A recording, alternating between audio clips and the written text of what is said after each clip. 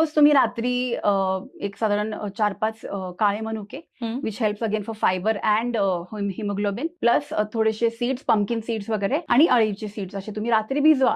एक मिनिटं लागतो अगदी, ते पण जवळच ठेवा, भिजवा. दुसऱ्या दिवशी उठले की भूक लागते आपल्याला उठल्या पहिले, तर आपण पहिले चहाकडे वळतो. त्याच्याऐवजी तुम्ही सीड्स आणि नट्स खा. हे सोक्ड जे आहेत त्याच्याने खूप आपल्या न्यूट्रिशनमध्ये फरक पडतो.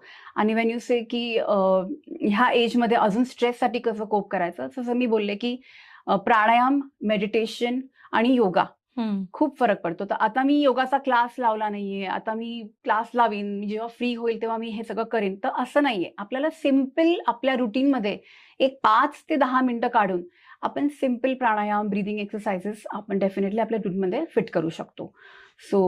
आणि त्याच्याने प्रेझेंट मुवमेंट अवेअरनेस वाढते. काय होतं, प्रेझेंट मुवमेंट अवेअरनेस वाढली की मला फ्युचरचं स्ट्रेस, अँझायटी की काय होईल पुढे, किंवा मागचं आपण जे पास्ट बद्दल रडत बसतो की वरीज वगैरे सगळ्या, ते सुद्धा कमी होतं.